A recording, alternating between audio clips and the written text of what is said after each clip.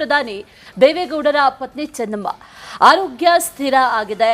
ಕಳೆದ 2-3 ದಿನಗಳಿಂದಲೂ ಕೂಡ ಒಂದು ಸ್ವಲ್ಪ ಆತಂಕ ಆಯಿತು, ಆರೋಗ್ಯದಲ್ಲಿ ಏರುಪೇರಾಗಿತ್ತು. ಆನಂತರ ಆಸ್ಪತ್ರೆಗೂ ಕೂಡ ದಾಖಲು ಮಾಡಿದ್ರು, ಚಿಕಿತ್ಸೆಯನ್ನ ಕೊಡಿಸಿದ್ದಾರೆ. ಚಿಕಿತ್ಸೆಯಿಂದ ಗುಣಮುಖರಾಗಿ ಡಿಸ್ಚಾರ್ಜ್ ಆಗಿದ್ದಾರೆ. ಮಣಿಪಾಲ ಆಸ್ಪತ್ರೆಯಲ್ಲಿ ಚಿಕಿತ್ಸೆಯನ್ನ ಪಡಿತಾ ಇದ್ರು, ಉಸಿರಾಟದ ತೊಂದರೆಯನ್ನ ಎದುರಿಸ್ತಾ ಇದ್ರು. ದೇವೇಗೌಡರ ಪತ್ನಿ ಚೆನ್ನಮ್ಮ ಬೆಳಗ್ಗೆ 7 ಗಂಟೆಗೆ ವೈದ್ಯರಿಂದ ಹೆಲ್ತ್ ಬುಲೆಟಿನ್ ಬಿಡುಗಡೆ ಮಾಡಲಾಗಿದೆ. ಹೆಲ್ತ್ ಬುಲೆಟಿನ್ನಲ್ಲಿ ಆರೋಗ್ಯ ಸ್ಥಿರವಾಗಿದೆ, ಭಯಪಡಬೇಕಾಗಿಲ್ಲ, ಆತಂಕ ಪಡೋ ಅಗತ್ಯ ಇಲ್ಲ ಅಂತ ವೈದ್ಯರು ಹೇಳಿದ್ದಾರೆ. ದೇವೇಗೌಡರ ಪತ್ನಿ ಚೆನ್ನಮ್ಮ ಅವರ ಆರೋಗ್ಯ ಸ್ಥಿರವಾಗಿದೆ ಅನ್ನುವಂಥ ಮಾಹಿತಿ, ಬಹಳ ಗಂಭೀರವಾಗಿದ್ರು ಅನ್ನುವಂಥ ಒಂದಷ್ಟು ಮಾಹಿತಿಗಳಿದ್ವು. ಆಸ್ಪತ್ರೆಯಲ್ಲಿ ಚಿಕಿತ್ಸೆಯನ್ನ ಕೂಡ ಪಡಿತಾ ಇದ್ರು,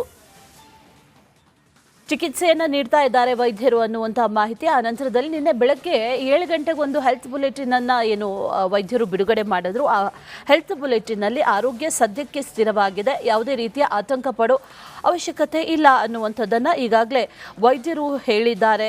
ಹೆಲ್ತ್ ಬುಲೆಟಿನ್ನಲ್ಲೂ ಅದೇ ವಿಚಾರ ಪ್ರಸ್ತಾಪ ಆಗಿದೆ ಅನ್ನುವಂಥ ವಿಚಾರ. ಎಚ್.ಡಿ. ಕುಮಾರಸ್ವಾಮಿ ಅದರ ಜೊತೆಯಲ್ಲಿ ದೇವೇಗೌಡರು ಕೂಡ ನಿನ್ನೆ ಆಸ್ಪತ್ರೆಗೆ ಭೇಟಿ ನೀಡಿದ್ರು, ಆರೋಗ್ಯವನ್ನು ವಿಚಾರಿಸಿದ್ರು. ಸದ್ಯಕ್ಕೆ ಚಿಕಿತ್ಸೆಯನ್ನು ಪಡಿತಾ ಇದ್ದಾರೆ. ಆರೋಗ್ಯದ ಒಂದಷ್ಟು ಸಮಸ್ಯೆಗಳು ಆಗಿತ್ತು ಅನ್ನುವಂಥ ವಿಚಾರ.